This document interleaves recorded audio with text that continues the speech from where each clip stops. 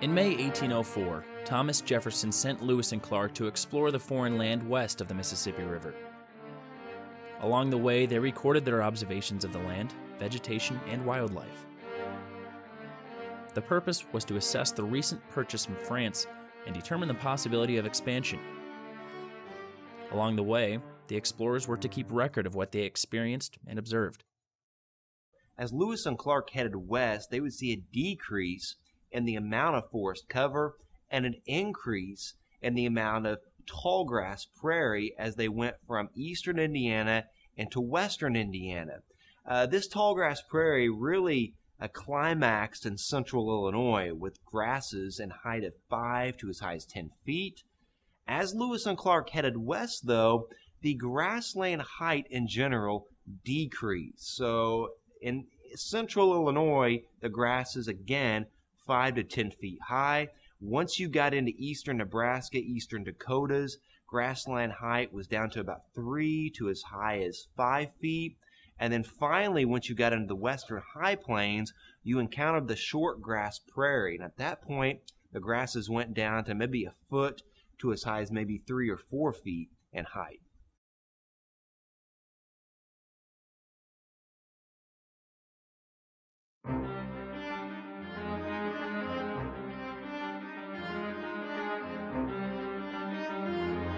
Through word of mouth of a vast land hopeful of prosperity, farmers from the east would push the frontier westward to reap the benefits of the land west of the Mississippi. Once gold was found in the far west, opportunists began to make their own journey to increase their personal wealth. It was a chance to leave the horrors of debt and the drudgery of their lower class status. To encourage more settlement of the New West, Congress passed the Homestead Act of 1862. The act allowed individuals to obtain 160 acres of prairie for a small fee as long as they occupied and developed it for 5 years. This was an attractive offer that Eastern farmers and merchants could not refuse. After all, the population of the United States was increasing, and the government needed to set the foundation for commercial agriculture. When the Transcontinental Railroad line was completed in 1869, additional railroad lines began to crisscross the landscape to provide food and supplies to the west and return nature's shining economic security to the east. The result of the Homestead Act and the completion of the Transcontinental Railroad was the migration of millions into the plains. Towns dotted the landscape between the east and west. It was the promised land that would provide wonderful economic opportunities for many, unlike the conditions they left in the east. Farming in the east was difficult. The plots were small and congested with old trees that had to be cut down and the stumps removed.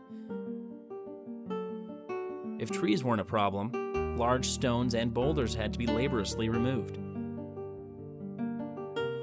Through decades of planting and harvesting, some fields became exhausted, unable to sustain a profitable harvest.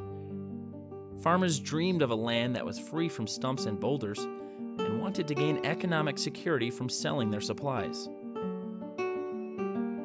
The Great Plains was the answer. A land where the horizon was void of branches of hardwood matting the soil with never-ending roots.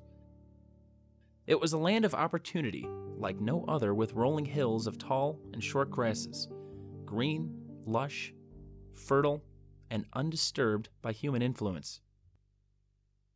Prior to settlement of the Great Plains, it was a massive, vast grassland that ran from southern and central Texas all the way up into southern Canada, Manitoba, Alberta, and this massive area of Great Plains was one of the largest grassland complexes in the world. It can only be compared to the steppes of parts of Far Eastern Europe and Russia, as well as the Asia Minor area and the Pampas areas of South America, which includes Paraguay and Uruguay. But by far, I really firmly believe that the largest expanse of grassland in the world, believe it or not, is right here in North America.